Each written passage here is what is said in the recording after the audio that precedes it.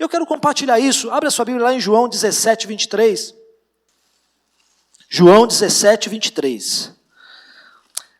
João 17, 23 é um outro contexto também que Jesus, ele ensina a questão da unidade, da importância disso, né? Então não foi só o apóstolo Paulo que fala sobre isso, amém?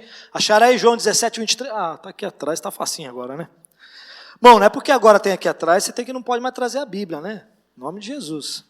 Diz assim: para que eles sejam perfeitos em unidade, e para que o mundo conheça que tu me enviaste a mim, e que os tens amado a eles, como me tens amado a mim. Por enquanto só tem, mas fica a sua Bíblia aberta. Amém? Queridos, antes de se entregar à cruz, de cumprir ali o seu plano, né, o propósito que Deus estabeleceu sobre ele, Jesus ele ora ali pelos apóstolos, e começa aí nessa sequência desse capítulo, a falar um pouquinho, né, dar algumas instruções. Ali ele instrui os apóstolos concernente à oração, concernente a algumas coisas. Ali existem algumas revelações que Cristo traz, referente ao propósito de Deus para com o próprio Cristo, qual era o propósito de Deus para enviar o seu Filho, né, Jesus.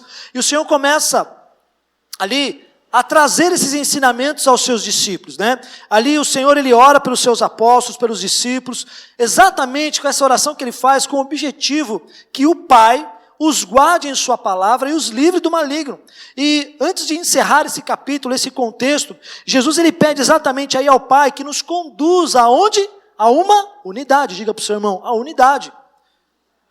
Ora para o seu irmão e diga assim, que nós sejamos um, como ele é um com o Pai. Então nosso mestre Jesus sempre teve essa preocupação de que nós não nos tornássemos pessoas individualistas, egoístas, egocentristas, que só pensam em si mesmo, naquilo que você pensa, naquilo que você quer, nos seus desejos, na sua vontade. O desejo de Jesus ali é que nós, e aqui hoje, é que sejamos como um só, em tudo, querido. Diga para o seu irmão, em tudo. E vivamos como família, como irmãos em Cristo. A unidade cristã, meus amados, igreja, é um dos fatores vitais para a vida da igreja. Se não há unidade dentro desse princípio cristão, não tem como a igreja se renovar e até mesmo viver. Você vê muitas igrejas fechando, muitas igrejas diminuindo-se, por conta exatamente, não houve a unidade, não houve um só corpo, não somos um, independente das diferenças que nós temos. Então, hoje acaba sendo que uma das marcas, e a nossa dificuldade que nós temos maior hoje, que nós observamos, é exatamente de conviver de uma forma pacífica um com os outros. É uma verdade. É muito difícil. É uma questão de um grande muro que se levanta, a questão dos relacionamentos, dentro da igreja. Dentro do corpo de Cristo, que a princípio, como Jesus deixa de ensino para nós, como o apóstolo Paulo bate nessa carta à igreja de Coríntios, falando sobre unidade, falando sobre corpo, falando de nós sermos um só, nós percebemos que os relacionamentos quase sempre resultam em conflitos. Não é verdade? As guerras surgem por quê, Val? Por conta de conflito, de relacionamento. A União Soviética, né, a antiga União Soviética, que vive aquela guerra fria com os Estados Unidos, era por quê? Relacionamento, não se relacionavam, pensavam diferente. Hoje você olha o mundo e você vai ver exatamente isso. A primeira causa hoje de divórcios é exatamente os conflitos relacionais, onde aquela questão de comportamento, né, de caráter já não se bate, já não tem mais convivência, já não consegue mais conviver, porque a mulher de repente é mais dura, o homem é muito molengão, ou os dois é muito duros, são fortes no seu caráter, eles se batem entre si, melhor separar. É a primeira causa nessa questão de divórcios. E da mesma forma, queridos, guerras, conflitos, as guerras políticas que nós vemos, as guerras em várias áreas da nossa sociedade, é tudo resultante a questão de conflitos de relacionamento. Ninguém se relaciona. Para alguns a solução qual que é? Eu vou me afastar. Eu vou me isolar. Em nenhum momento da palavra nós vamos observar Deus orientando a mim e a você, ou a um povo, ou a uma igreja, a se isolarem, a se afastarem de qualquer relacionamento. Quantos de nós já não tivemos esse pensamento, por uma ofensa que tivemos, de nos afastarmos? Agora eu não vou mais. Eu lembro uma vez, quando eu era lá da Igreja Batista, nem namorava pastor ainda, eu lembro que eu me ofendi muito com uma situação, e eu me vitimizei. Val. Não tocava ainda, E acho que foi até referente a isso que eu fiquei meio chateadão, não deram oportunidade para mim, porque, irmão, eu sempre fui um cara muito, né? Eu ia de bicicleta para o ensaio, estava lá nos ensaios, não fazia nada naquele ensaio, porque o baterista era só ele tocava. Mas ali, acho que eu não lembro bem, mas alguma coisa referente ao louvor me ofendeu, fiquei chateadinho. A pastora acho que nem estava na igreja ainda nessa época. Eu não lembro dela, né? Eu lembro dela bem depois. Eu não gostava da pastora, essa é a grande verdade. Quando eu conheci a pastora, não fui com a cara dela, nem ela foi com a minha. E eu lembro de uma vez, eu fiquei muito chateado, eu falei assim, quer saber? Eu vou me vitimizar. Eu vou chegar atrasado no culto e vou sair antes do culto. Eu chegava atrasado, no meio do louvor, entrava, sentava no cantinho lá da igreja. Antes de acabar, eu já saía e vim embora. Eu fiz isso aí uns 2 meses seguidos. Depois eu comecei a perceber, meu irmão, que ninguém ligou. Acredita? Achei que o pastor iria, né? O pastor Robson iria, Marcelo, o que está acontecendo? Você é tão precioso. Pensei que alguns dos irmãos, né, os nossos amigos, a gente tinha naquela época amizade. Ninguém se importou, acredita, Nani? Falei, rapaz, nem se vitimizar dá certo. Aí depois, acho que o baterista acabou saindo, eu fui voltando ao normal. Sei que eu voltei ao normal. Estava no ensaio, comecei a tocar na igreja, e foi beleza. Mas eu lembro que eu tive essa fase de ser vítima da igreja, vítima de uma ofensa, que eu me ofendi. Talvez a pessoa nem quis me ofender, mas eu tomei para mim essa ofensa. E muitas vezes nós temos essa tendência. Quantas vezes eu não atendo pessoas, a gente não pega pessoas, nesses anos todos de ministérios, que quando se ofendem, quando se sentem desconfortáveis com alguma situação, a primeira coisa que elas fazem é se afastar, é se isolar. Meus amados, eu já falei aqui muitas vezes, esse é o pior caminho que você está escolhendo. Se afastar do corpo. Se fosse assim, a Bíblia daria essa direção para mim e para você. Se fosse assim, a Bíblia não estaria falando tanto sobre unidade, sobre corpo, sobre sermos um, de deixarmos as nossas diferenças e começarmos a olhar a missão que nós temos aqui na terra. Se fosse assim, Jesus teria ali passado a mão na cabeça de Elias, que entrou naquela caverna. Se fosse assim, Deus teria passado a mão sobre Davi, que estava chorando pela morte do seu filho, queria ali a clemência das pessoas. Davi não chora, até que chegou, não lembro nem o general dele, não sei se foi Abner, lembra? Não lembro. Joabe chega para ele, vai malandrão, se levanta. Fica choramingando aí, o cara te traiu praticamente, você está aí choramingando as pitangas, levanta, enxugue as suas lágrimas. E às vezes a gente precisa de um levantar assim, a gente quer que as pessoas se acheguem a nós. Sabe mãozinha de cachorrinho? Dozinha, para. E temos essa tendência de se isolarmos, porque os conflitos que nós temos nos relacionamentos podem levar a gente a ter esse tipo de natureza. E a igreja, ela tem a sua natureza, querido, totalmente de coletivo, de estarmos juntos, de unidade. E quando isso não acontece, sempre pode acabar em fracasso a tentativa da igreja ser igreja, eclésia, assembleia. Não a denominação, mas a Assembleia dos Santos, a Assembleia de pessoas que pensam diferente, são diferentes, têm condutas diferentes, têm pecados ali, tem muitas situações. Então tem que olhar para mim, olhar para uma missão ao qual eu tenho. Por isso, igreja, é preciso entender e viver o poder dessa unidade, sabendo o quanto ela é importante, ao ponto de Jesus pedir a Deus em nosso favor, nessa oração, que nós fôssemos o quê?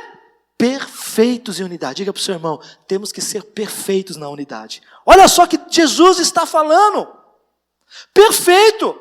Ele não fala de uma tentativa, ele não fala de algo que se não der certo, beleza. Não, ele fala para buscarmos essa perfeição. E se ele diz que nós podemos ser perfeitos na unidade, eu e você temos a partir daí a nossa responsabilidade de olharmos para o nosso irmão, de olharmos para o corpo e entender, o corpo, a igreja tem uma missão, eu estou debaixo dessa missão. Então, aquela questão da submissão e autoridade, a obediência e a submissão, eu estou debaixo de uma missão. Então, independente das indiferenças que eu tenho, independente de algumas situações que podem vir a acontecer, eu vou caminhar debaixo dessa missão. Estamos no mesmo barco, ninguém está indo para pontos diferentes. A turminha do Val não está indo para a turminha do Val, a turminha da Conceição não está indo para um lado, somos igreja.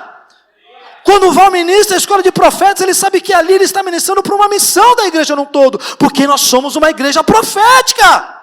Se a Conde está ali ministrando intercessão, não é para que ela crie um grupo, mas para que entenda que a igreja tem na intercessão e vê a importância de uma igreja intercessora. A Nani não pega o louvor e fala, eu vou criar o louvor do jeito que eu quero. Não, mas a igreja, ela entende que a igreja tem uma visão sobre a adoração. Ela é na sua essência a adoração. Estamos no mesmo barco, meu irmão. Lembra daqueles barcos escravos? Que a única forma de se mover naquela época, século, talvez meio século, Idade Média, era todo mundo. Tem ali o capataz que ficava dando chicotada. Irmão, vocês querem que eu fique dando chicotada, não sei, vocês remarem certinho? Eu posso ser o capataz, que senta lá na frente. Vai, Val! É misericórdia, mas faça a sua parte. Porque se o cara não dá chicotada e eu paro, já perde a força. Se mais 5 pararem, o barco já vai perdendo a força e talvez já vai perdendo a direção. Se 10 pararem, pior ainda, ele vai diminuindo a velocidade. Aí já vai falar, lá, o Elton parou. Ô, capataz, vê lá porque o Elton parou. Ó, o Rodrigo não está fazendo nada, vai lá. Irmãos, é unidade. Estamos caminhando nesse mesmo barco. Então nós precisamos entender, meus irmãos, que Jesus pediu para nós sermos perfeitos na unidade. É que nem nesses filmes, você vê a sincronia deles remando. É lindo de ver. Existe ali algo ele está querendo dizer para nós. Talvez ali cada um tenha os seus sofrimentos. Talvez ali, naquela época que normalmente invadiam nações e pegavam eles como escravos, ali talvez muitas pessoas de nações diferentes, pensando diferente, com históricos diferentes, mas eles estavam ali, olha que eles estavam ali debaixo de um jugo, de uma escravidão. Eu e você, que nós temos a liberdade em Cristo, para viver essa missão tão poderosa que Deus deixou para mim e para você, de ir, pregar o evangelho, fazer discípulos, batizando em nome do Pai, do Filho e do Espírito Santo. Ele diz para mim e para você, vão até os confins da terra, sejam minhas testemunhas. Como eu vou ser testemunha se eu não vivo a unidade perfeita? A unidade, entenda, igreja, ela proporciona benefícios sobre nós, não apenas para a minha vida, mas também para a minha família, para a minha igreja. Primeiro, a unidade ela proporciona edificação espiritual. Diga para o seu irmão, seja edificado espiritualmente pelo meu irmão. Proporciona. Em 1 Tessalonicenses 5,11, o apóstolo Paulo fala que por isso, exortem-se e edifiquem-se uns aos outros, como de fato vocês estão fazendo. Edificar significa construir. Eu vou construir algo, por isso que relacionamentos são o quê? Construídos. Eles são edificados. Conforme eu mais me relaciono com a minha esposa, mais a gente vai levantando um edifício de relacionamento. Eu vou edificando ela vai me edificando, eu vou exortando, ela vai me exortando. Nós vamos entendendo a nossa missão, a nossa visão, o que Deus tem para a nossa casa, para a nossa família, para a nossa igreja, para a nossa vida. Não significa dizer que seremos perfeitos, mas significa que estamos caminhando debaixo de uma visão de Deus para as nossas vidas. Precisamos construir uns aos outros. Olha só que lindo, quando ele fala, edifiquem-se uns aos outros. Ele está dizendo assim, Conceição, eu preciso edificar você. Lau, eu preciso edificar. Lau, me edifique. Edificar é construir, meu irmão. É levantar aquela pessoa, é olhar para ela e não trazer algo no coração dela que venha desmoronar tudo, que venha ruir tudo. Mas é olhar para ela e falar, vem aqui, meu irmão, eu vou te edificar. E como que nós edificamos? Paulo dá lá na sua carta a Filipenses 4,8, fala sobre isso, que quando nós nos reunimos, tem que ter boa fama, o que mais? Salmos, cânticos, que tudo que vocês falarem seja de boa fama, e tudo nisso, pensai. Quando eu estiver com meus irmãos, eu preciso edificar eles, eu preciso construir algo neles, eu preciso levantar eles, levantar salmos, orientar, ministrar, ser também orientado. Então, quando eu entendo que é unidade, eu entendo que eu preciso edificar um ao outro, exortar um ao outro. Meu irmão, às vezes você tem que chegar no irmãozinho, no Val, ô meu querido, vigie com o que você está fazendo, vigie com o que você está falando, vigie da forma que você está conduzindo determinada situação. Não há problema nisso, desde que você exorte utilizando o amor. A convivência, ela tem o poder de nos aperfeiçoar, meu irmão, por meio daquilo que nós compartilhamos. O conhecimento é tão legal. A gente percebe aqui o Val, né? Ele chega a galera e o Val conta história, meu irmão. Nossa, né, Dani? Se a gente deixar que o Val fica aqui até o culto da noite contando história. Se dá uma palavra para ele pregar, meu Deus. Mas ele compartilha, ele edifica. Você senta com as irmãs, é a mesma forma. Precisamos compartilhar isso. Eu não posso compartilhar as minhas mazelas muitas vezes, até as minhas mazelas, eu vou falar isso mais para frente. Eu tenho que saber com quem compartilhar, como compartilhar, na questão da minha vida, naquilo que eu tenho tido em dificuldade. Então, meu amado, edifique uns aos outros. Corpo é isso, unidade é edificar uns aos outros. Quando você se reunir na casa de alguém, na Candidinha, a Candidinha vai chamar a gente para jantar, aprenda o seguinte: eu não vou lá para falar coisas que não vão ser agradáveis ao ouvido dela e nem mesmo ao meu coração. Eu vou lá para sentar com ela, me edificar a vida dela, liberar algo sobre ela, construir uns aos outros. Construir. O segundo ponto, a unidade, ela proporciona para a gente também quebrantamento e transformação. Pois é, em 1 Pedro 4,12 diz: amados, não se surpreendam com o fogo que surge entre vocês para os provar, como se algo estranho estivesse acontecendo. Meu irmão, você pega a revelação dessa palavra, é uma verdade. Paulo está nos exortando a não estranhar, às vezes, um fogo ardente na igreja, que surge no meio da gente, que parece que muitas vezes vai comprometer toda a igreja, comprometer a sua vida, comprometer a unidade. Unidade, entenda, não é meramente a ausência de conflitos. Entenda que a igreja está unida porque não tem conflito nenhum. Que benção, oh Jesus, hein? Que beleza aí na igreja, né? Quer dizer que está todo mundo aqui perfeito, só Jesus voltar. Ou o fogo dele desceu, aparecer a carruagem, na verdade um ônibus para levar todo mundo para a glória. Que beleza. Pedro está dizendo isso. Não estranhe, ausência de conflitos não significa que está tudo na unidade, não. O foco, na verdade, é glorificar a Deus em meio a esse fogo. É na unidade que nós somos confrontados com as nossas imperfeições, o nosso pecado, aquela nossa tendência de sempre ir para a defensiva. Lembra que eu falei? Sempre de ir para o isolamento, sempre se fingir de coitadinho ou coitadinha, sempre ali ter complexo de inferioridade, de rejeição e começar a abandonar a unidade perfeita em Cristo. Sempre, meu irmão, que houver alguém provando você como fogo, entende? Então ele está dizendo o quê? Igreja, como diz lá aquele recadinho, tem fogo no parquinho. Às vezes vai ter fogo na igreja. E às vezes não é um fogo consumidor. Às vezes vai ter alguns conflitos. Às vezes, Cândida, vai ter algum pegar aí. Mas por isso, temos que entender que nisso Deus está trabalhando. E muitas vezes, tais conflitos não podem mais comprometer a visão da igreja, a nossa unidade. Antes, pelo menos, temos que permitir Deus produzir quebrantamento. O que quebra qualquer tipo de divisão, de contenda, desse fogo que pode vir sobre a igreja, não é eu colocando mais fogo no parquinho. Não é eu pegando ali, agora eu quero ver, né? Tem os isqueirinhos da vida, joga para ver. Não, é quebrantamento. Sabendo que isso está tratando a minha vida, sabendo que isso está mudando algo em mim. Lembra? É o quebrantamento, é a transformação. Domingo passado eu ministrei sobre maturidade. E lembra que eu falei que maturidade, quando você começa a observar que você está alcançando um nível de maturidade, é quando você já não leva mais ofensas, é quando você já não mais se vitimiza diante de algumas coisas, é quando você na verdade olha mais o seu irmão com amor e fala, ele precisa de cura, que eu venha sendo então a cura sobre a vida dele. Isso é maturidade, é nível de maturidade. Porque a maturidade ela é crescimento, Bruno. Tanto na mente como no físico. E lembra que falei, às vezes tem gente que tem síndrome de Peter Pan. Tá marmanjão, 50 anos, mas ainda tem a mente de 10. Arruma briguinha, fica chateado por qualquer coisa, se ofende por qualquer coisa, acha que a vida é a pior de todas as vidas para ela, Deus não faz nada para ela, os irmãos não fazem nada para ela. Já viu aquelas pessoas que tudo reclamam? Mas é isso que está acontecendo, é isso. Falta maturidade. E isso muitas vezes vai acontecer dentro do corpo, entenda, dentro da unidade vai acontecer. É esse fogo que Pedro está falando. Muitas vezes no meio da igreja vai ter algumas coisas, e nós precisamos estar preparados para que a unidade não seja comprometida. Por isso eu preciso ser aquele que vai edificar algo na vida daquela pessoa, quando observar que o fogo está pegando. Vai ser eu que vou trazer para ela o entendimento de que Deus está tratando na vida dela. A gente acha que muitas vezes o tratar de Deus vem só como levante para aquela pessoa. Às vezes existe um processo. E às vezes a gente interferindo na vida de alguém, eu posso também estar impedindo o processo de Deus na vida dela. Sabia, meu irmão? Às vezes a nossa solicitude de querer ajudar, eu vou estar ali com ela, podemos bloquear o que Deus está fazendo.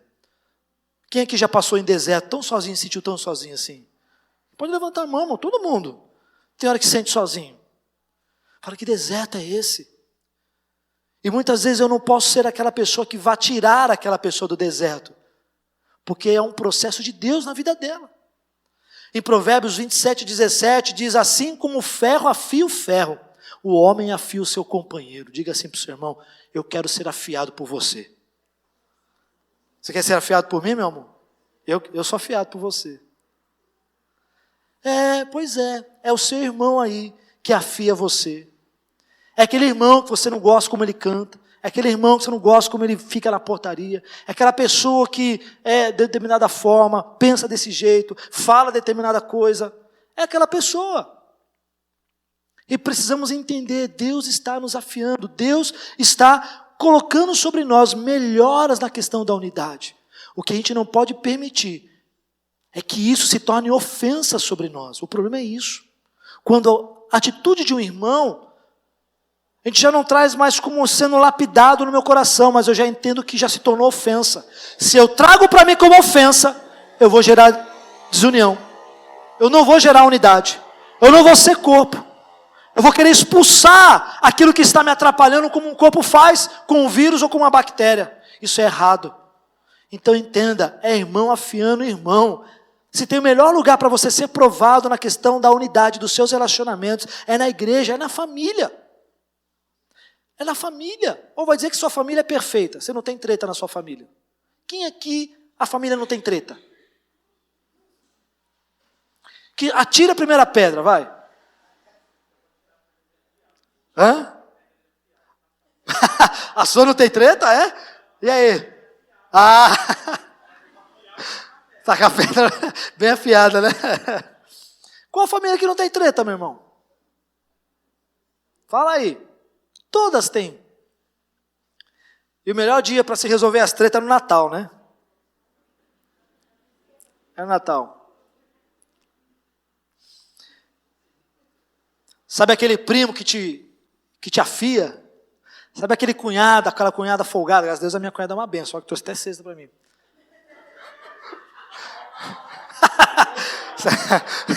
Se a Renata não estivesse aqui, eu ia falar, tá vendo aqui, sabe aqueles cunhados? Não, porque está sendo gravado, entendeu? Não é verdade? Não, minha cunhada é uma benção, meu cunhado também.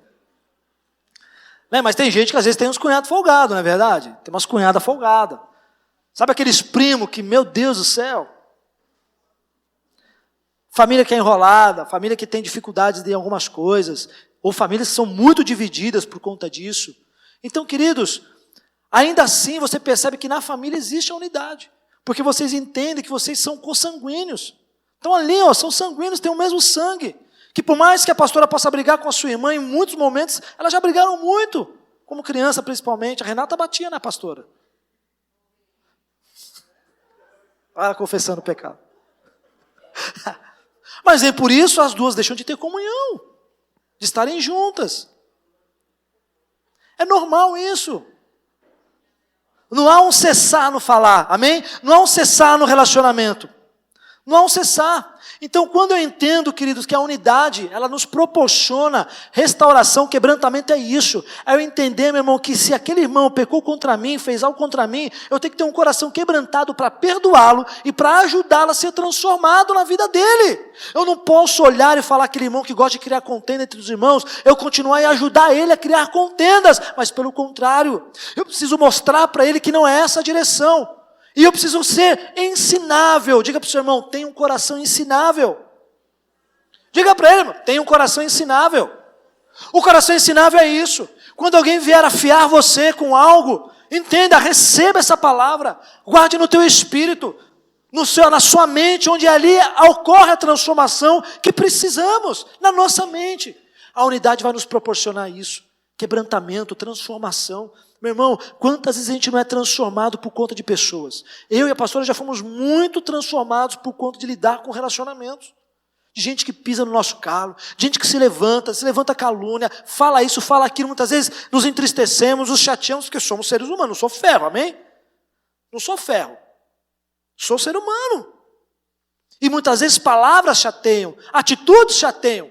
Mas eu preciso entender que a questão não é o irmão, mas é o que opera através dele na vida dele. A palavra diz que a minha luta não é contra a carne nem contra o sangue, mas é contra principados e potestades. Eu preciso observar, eu preciso ter discernimento do Espírito. Antes de você julgar alguém, antes de você condenar alguém, tenha discernimento do Espírito. Fala, o que está acontecendo com aquela pessoa? Por que ela está falando isso? Por que ela está trazendo discórdia, contenda? Por que ela está manipulando? Por que ela está fazendo isso? Espírito Santo, me revela. E se o Espírito Santo te revelar, vá até aquela pessoa, edifique ela, construa algo nela para mudar a vida dela. Isso é unidade. Mas não se aglomere com ela se você perceber que há algo de estranho. Não se ajunte com ela. Tome cuidado com os espíritos influenciadores sobre as nossas vidas, que vêm para trazer contenda, meu irmão. O diabo não é satisfeito com a igreja. Ele vai sempre se levantar, e vai sempre levantar situações. E como o diabo se levanta no meio da igreja? Ele aparecendo aqui com o chifrão? Lógico que não. Ele vai usar circunstâncias, vai usar muitas vezes as próprias pessoas que precisam de cura, de libertação, para serem transformadas. Então eu preciso ser ali um agente transformador na vida daquela pessoa. Isso é unidade, é permanecermos unidos. É como uma família. Diga para o seu irmão, é como uma família. A gente aqui é uma família Rios. Às vezes a gente não vai se dar com todo mundo. Às vezes eu não vou conseguir estar em todas as turmas, pensar como todas as turmas, olhar como todas as turmas. Talvez eu pense diferente. Mas nada vai me impedir de caminhar com eles, de ser edificado com fulano, com ciclano, de muitas vezes ser confrontado ou confrontar ciclano. Isso é unidade. Porque família é assim. Na família às vezes tem lá o petista, às vezes tem o bolsonarista, na família tem aquele que é de uma igreja mais reformada, presbiteriana, vai ter lá o penteca, aí começa a falar, meu irmão, eu já tive várias tretas com a minha mãe.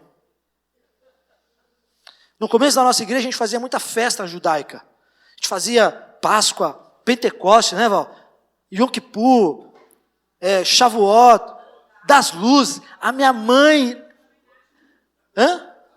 tabernáculos, aí minha mãe via lá eu com talite, com quipá, tocando chofar, via lá as mulheradas vestidas quase de pele de camelo, andando que nem João Batista. Minha mãe mandava mensagem para mim, Marcelo, o que é isso? A Bíblia não fala disso. A cada sermão, meu irmão, às vezes eu falava para a pastora, olha, irmão, minha mãe enchendo o saco. Aí eu esperava para a minha ira passar, depois eu sentava com ela, não tive muitos embates disso com ela. Mas deixei de amar minha mãe? Continuo indo lá, não vou muito, mas eu vou lá, a amo, sei que é minha mãe, entendo e ponto, acabou. Posso fazer o quê se ela agora é presbiteriana? Que eu gosto dos presbiterianos. Eu gosto, tranquilo. Mas nem por isso é família. Quer dizer que minha mãe agora não ama as festas judaicas, só porque ela não ama isso, eu não vou mais andar com ela. Não. Da mesma forma é a igreja. Às vezes você vai ter gente aqui que vai falar, eu não gosto como a Nani ministra. Paciência, meu irmão. Tem 2 cultos, né? A Nani não ministra nos 2 cultos. Você vem no outro culto. Ou não. Fica ali, meu, fala, Espírito Santo, que a voz da Nani seja outra voz aqui, eu caio no meu ouvido, no meu espírito. Né? Brincadeira, Nani. Tem gente que não gosta. Já teve gente que chegou para mim e falou assim, nossa, pastor, mas você prega todo domingo, hein? Tem que chamar alguém de fora. Eu falei, rapaz.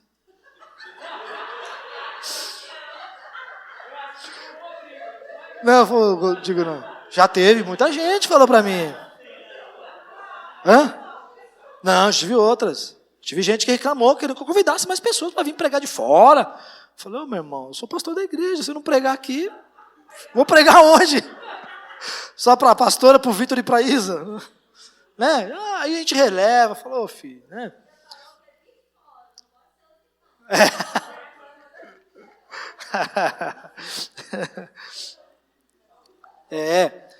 Então nós teremos esses tipos de divergências. Às vezes aqui dentro da igreja podemos ter essa questão de calvinismo, arminianismo, gente que vai buscar, gente, cuidado com isso que vocês ficam atrelados, querendo saber, eu sou calvinista, eu quero ver o que o pastor é. Se o pastor é arminianismo, o pastor é calvinista, se o Val for calvinista, o pastor é arminianista, vixe, eu vou sair fora da igreja. Para, meu irmão.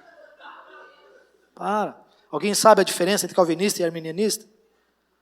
Quem quer saber? Não vou falar. Não é difícil. Vem de terça-feira que eu vou uma hora a gente traz esse assunto aí.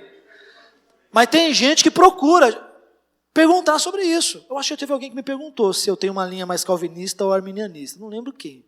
Mas me perguntaram. Quem? Não sei se foi a Letícia, mas alguém me perguntou uma vez se eu sou calvinista ou arminianista. Meu irmão, eu sou Marcelo Rodrigo da Nóbrega, pastor Silva Jesus.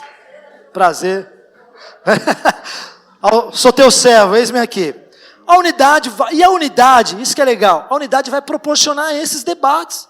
A gente senta aqui na escola de fundamentos e tem gente que pensa de uma forma e pensava de outra. O Bruno chega aqui quando falou do batismo, eu falei, nossa, eu quando eu cheguei aqui na mergulhando e entendi o que era o batismo, falei, rapaz, a gente veio também desse pensamento. Eu fui criado numa igreja batista que tinha essas questões, que hoje Deus vai nos ministrando, mas nem por isso, se chegar alguém aqui que acha que tem que batizar a criança, ou ter batismo por aspersão, eu não vou ficar batendo boca com ele, meu irmão. E nem falar, ixi, aquele irmão, cuidado, hein? Ele é daqueles que gostam que o batismo tem que ser por aspersão, não pode ser por imersão. Certo? Se distancia nele. Não, vamos lá. E quem vai convencê-lo é o Espírito Santo. A unidade vai nos gerar isso. A unidade vai nos proporcionar esse ambiente de irmão afiando irmão. Então não fuja disso, porque se você foge, se você tem que você saia da igreja por conta disso, Deus vai te tratar em outro lugar. Porque se eu tenho essa decisão, eu vou me afastar, eu vou sair da igreja, a ofensa é sua, esse conteúdo é seu, não é da igreja, não é do pastor, não é do fulano, não é do ciclano que você olhou e não concorda. E se é seu, você pode ir para a Assembleia, você pode ir para a Presbiteriana, você pode ir para a Batista, você pode ir para a Lagoinha, você pode ir lá para os Estados Unidos, você pode ir para o Japão. Deus vai procurar te tratar, porque o problema está em você. Entenda isso. Então a unidade nos proporciona isso, quebrantamento, nos proporciona essa transformação da nossa mente. A unidade também proporciona um ambiente para exercitar o amor fraternal. Olha que lindo.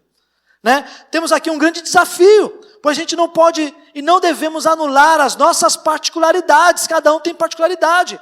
A gente tem muitas diferenças em muitas áreas, é maturidade, é cultura, percepção, discernimento, conhecimento, personalidade, a origem de cada um, a condição social, todo mundo é diferente. Alguns aqui já têm faculdade, outros não têm, outros têm uma família mais complicada, outros não têm. Tem gente que vem do norte, tem gente que vem do nordeste, tem gente que vem do sul. Quem é nordestino aqui ou tem descendência do nordeste? Quem é aqui do sul mesmo, aqui sudeste, São Paulo? Depende, tem gente que é dos dois. Não é verdade?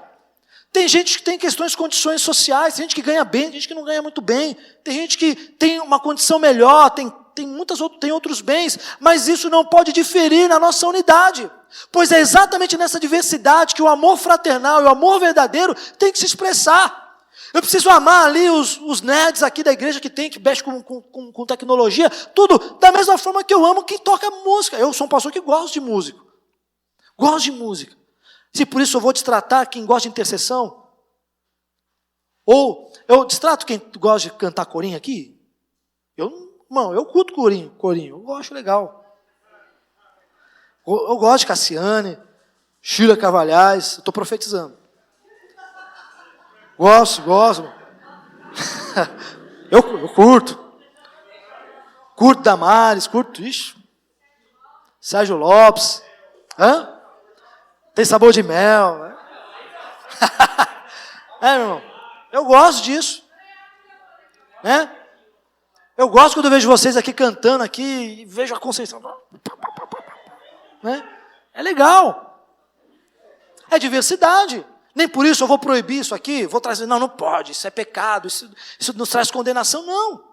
Exatamente o desafio consiste em entender e viver essa unidade na diversidade, porque nós somos diversos, meu irmão. Aqui tem gente que é gorda, tem gente que é magra, tem gente calva, tem gente que está cheia de cabelo, tem gente que tem mania disso, tem gente que tem mania daquilo, tem gente que tem a sua forma de lidar com o seu dia a dia, tem gente que tem a sua agenda, o seu trabalho profissional, tem gente que não faz nada da vida, tem gente que faz um monte de coisa da vida, tem gente de tudo que é tipo aqui, igreja é isso. Pode perceber. Uma hora preste atenção e comece a conversar com os outros grupos. Isso é unidade, mas exatamente viver na diversidade, respeitando, amando, esse amor fraternal. Na prática, como eu falei, a unidade tem esse ímpeto familiar. Na família você sempre vai ter aquele que se destaca. Ou vai ter sempre aquele que é lá. Na família, como eu falei, vai ter o bolsonarista. Na outra família vai ter lá os petistas. Na família vai ter os reformados, vai ter também os penteca. Na família, vai ter os que gostam de peru e arroz com uva passa. Na família, vai ter aqueles que não gostam de arroz com uva passa. Vai ter na família alguém que gosta de comer peru, mas no outro vai ter gente que gosta de comer lombo. Na família, vai ter gente que gosta de chocolate, mas há outros que não gostam de chocolate. Isso é diversidade, mas a família se permanece... Na verdade, culto de... ceia de Natal é da hora, né? Você tem que ter vários pratos. É arroz normal, arroz com uva passa, arroz carreteiro. Você tem que ter lá o peru, o tender, o lombo e o pernil. Aí tem gente que não gosta de nenhum deles. Quem tem na sua família vegano ou vegetariano? Graça. Tem, Nani? E aí, como é que faz para agradar o cidadão que só gosta de comer verdura e mato? Pica uma cenourinha, põe um alface e pronto. Grão de bico. Mas no final das contas, qual que é o resultado dessa unidade? É que todo mundo senta à mesa e compartilha daquilo que está sendo servido. Aqui estamos servindo o mesmo alimento, buscamos o mesmo Deus, servimos ao mesmo Senhor, temos o mesmo propósito de vida, que é a eternidade. Um dia todos nós estaremos diante do Senhor. Entenda, meu irmão, não é porque eu sou pastor, eu vou ter direito a uma mansão, uma Alphaville do céu. E você que não é pastor, você vai ter que morar, de repente, na Coab 24. Para com isso. No céu nós temos o mesmo direito, no céu nós temos o mesmo destino, o mesmo Senhor. Lá no céu não vai ter diversificação, vai estar lá Bill Gates, vai estar lá o Billy Graham, vai estar lá só os apóstolos lá. E a gente tudo aqui assim, acenando, tentando tirar uma selfie com eles. Para! No céu nós seremos um com o Pai, com o Filho, estaremos numa só unidade. Então para de ficar achando e caçando contenda aqui. Se preocupe em lutar contra o pecado, se preocupe em conter a sua salvação até o fim, até que Ele venha. Esse é o propósito de Deus para a nossa vida.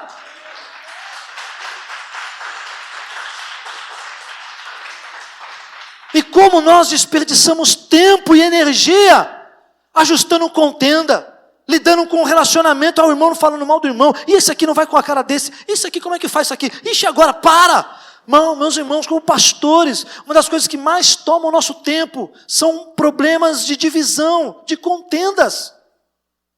Nós perdemos mais tempo com ofensas das pessoas do que propriamente em sermos uma pessoa que luta contra o pecado e buscamos em viver para a eternidade. Essa tem que ser a nossa preocupação. Ah, aquele irmão, não gosto dele. Meu irmão, eu não gosto, mas vamos para o céu, vamos lá, vamos embora junto. Esse é o nosso propósito. É nisso que nós vivemos. É nisso que nós temos que gastar tempo. Evitar que os não crentes digam para nós assim: resolvam primeiro aí os seus problemas, as suas divergências, as suas lutas internas, as suas contendas, para que um dia eu possa crer no vosso Cristo. E a gente não vai ganhar pessoas se nós tivermos esse mesmo tipo de pensamento e atitude. De contender, de sermos pessoas com contenda. A unidade viabiliza o cumprimento da missão. Viver em unidade não é apenas um benefício a nós, no ambiente aqui da igreja, mas também gera um poder na questão do nosso servir a Deus. Porque nós somos testemunhas de Cristo. Diga para o seu irmão, você é testemunha. O motivo básico dessa oração de Jesus por unidade, meu irmão, está expressa na frase: para que o mundo creia. Diga para o seu irmão, para que o mundo creia.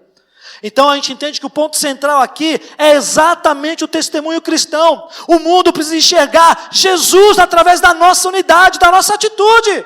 Não vai enxergar se aqui só tem uma contenda, porque pensa, o cidadão já tem uma família disfuncional, já tem uma família complicada. Quando ele chega no ambiente cristão, no ambiente ele acha que vai encontrar uma família, aí ele começa a ver o irmão falando mal do outro, ele começa a ver a ofensa, ele começa a ver alguns distúrbios, ele fala: pelo amor de Deus, o que tem de diferente na minha família?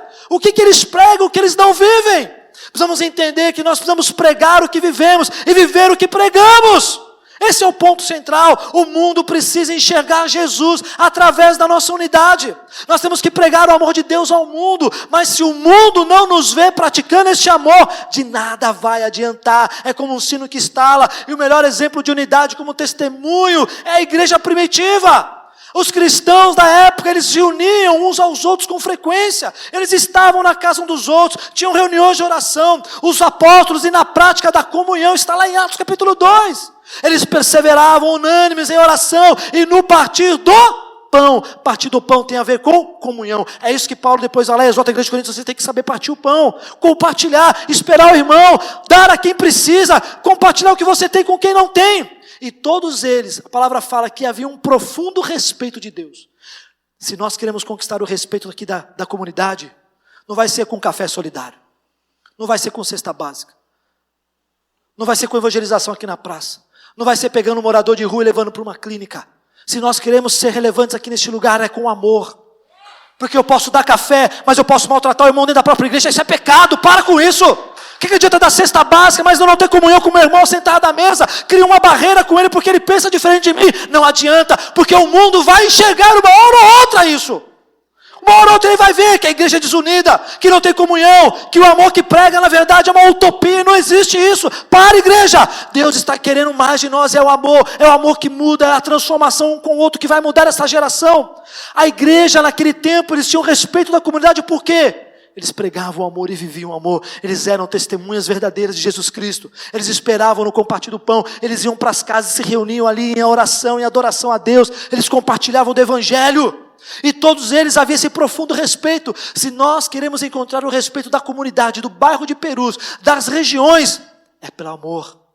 É o amor. É claro que tudo isso que a gente faz é importante, faz parte. Mas eu não posso só fazer aquilo com amor.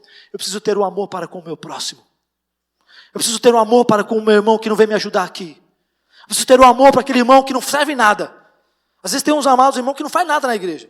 Mas eu preciso continuar amando ele, ministrando na vida dele, orando por ele, dizendo, vem meu irmão, vem fazer parte disso. É o amor. O que o mundo tem enxergado da nossa comunidade. A minha pergunta para encerrarmos é essa. Como a nossa igreja é vista? Como nós temos sido vistos de uma forma não apenas estrutural. Ah, igreja, que legal, uau, Mas como nós temos sendo vistos na questão de uma igreja orgânica, sabe? Aquela igreja viva na sua essência, visível na sua história. Isso, meu amado, é medido através de ações de reciprocidade. Eu preciso ser recíproco com as pessoas. Quando não vivemos a unidade indicada por Jesus em João 17, nós negamos a verdade que afirmamos crer. O poder da obra redentora de Jesus, a natureza da comunhão do Pai, Filho e Espírito Santo, o amor de Deus pelos homens, a prioridade da missão da igreja e o caráter glorioso de Deus. Isso é forte. E nós podemos dizer hoje que nós somos resgatados pelo poder da cruz. Não para ficarmos criando diferenças, mas para sermos um só em Cristo. Se o Pai é um com o Espírito Santo e com o Filho, Ele nos dá esse exemplo para que a gente possa ser um com o nosso irmão. Eu queria que você ficasse de pé nessa manhã. Já vou terminar. Meu irmão, se Deus está trazendo essa mensagem é porque Deus quer nos aperfeiçoar. Eu sei que não é fácil muitas vezes lidar com questões de diferenças entre irmãos. Eu sei que não é fácil muitas vezes lidar com personalidades diferentes, não é verdade? É muito complicado às vezes. Às vezes tem aquele irmão que pega mais no pé. Às vezes tem aquele irmão que quer voar. Mas Deus não nos chamou para criarmos divisões e paredes. Deus nos chamou para vivermos a unidade. Foi isso que nós lemos nesse nosso capítulo. A perfeita unidade. Se Jesus chamou a gente para viver essa perfeita unidade, é complicado quando a gente fala de perfeito, né? É que nem família. Não crie uma utopia de que sua família é perfeita. É muito difícil termos uma família perfeita, porque nisso vai sempre entrar alguma coisa. É um primo que não fala com a prima. Às vezes é alguma coisa que entra com os filhos, com o marido, com a esposa. Podemos falhar em um determinado momento da nossa vida, da nossa história. Muito difícil você buscar essa perfeição. Mas Deus ele vai sempre nos aprimorando a buscarmos isso nele. Mas ele diz, e viver uma unidade perfeita. Para que o mundo olhe e veja. O mundo vai olhar o quê e ver o quê na nossa igreja local? Quero agora perguntar isso para mim. Eu fiz essa pergunta, meu irmão, para mim e para você. Como o mundo olha hoje a nossa igreja local? Como o mundo olha você como igreja? Porque é fácil criar aquilo que, um jargão que se fala muito hoje, eu sou a igreja. Eu não preciso ir para a igreja porque eu sou a igreja. Tá, então como o mundo te olha? Te olha isolado das outras pessoas? Te olha isolado da comunhão do corpo? Porque aqui eu tenho comunhão, aqui eu sou afiado, aqui eu sou ministrado, aqui eu sou edificado, aqui eu sou confrontado, exortado, aqui eu cresço, aqui Deus me usa no plano e no propósito que Deus estabeleceu. Val, Deus nos dá dons para a gente usar na igreja local? Deus dá dons para que a gente possa utilizar na nossa casa, na igreja local, onde servimos, onde somos ministrados, tocados, exortados. confrontados. Não podemos fugir disso, porque senão, por que Jesus, em seu propósito, Ele funda a igreja através dos seus ensinos? Se o próprio Jesus, Ele deixa esse ensino aos seus discípulos, porque entendendo que isso viria sobre a igreja primitiva, e ali seguiria por consequência todas as igrejas, é porque Ele está mostrando para nós, precisamos aprender a andar em unidade, a viver em unidade. E não é fácil, mas é possível. Diga para o seu irmão, é possível. É possível. E quando eu preparava essa mensagem, o Senhor falou grandemente ao meu coração, quer conquistar o respeito das pessoas, viva o amor. Ainda que seja difícil e não é fácil, viva o amor. Não é pelas obras. Não é pelas obras. As obras é a consequência de um coração disponível para abençoar e amar as pessoas. Primeiro eu amo meu irmão que me traz aqui. Depois, com isso, eu sou levado a fazer as boas obras. É isso. Porque não adianta eu querer fazer as boas obras, mas quando for para sentar na mesa, eu não sento com verdade, eu não sento com unidade, eu não sento com o propósito a qual Deus estabeleceu sobre a minha vida. Igreja, o desejo do meu coração como pastor dessa comunidade é vivermos verdadeiramente essa unidade. Temos isso como um princípio arraigado em nossos corações, que em momentos serão difíceis. Alguns momentos, alguns irmãos vão se levantar, talvez contra você, contra nós.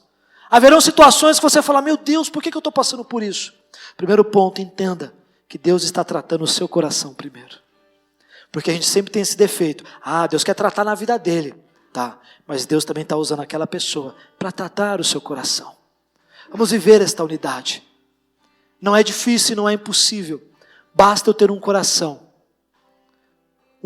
como Jesus tinha. Porque se Ele deixou isso para sermos esse testemunho, é porque a gente consegue, porque a gente pode. Fecha os teus olhos.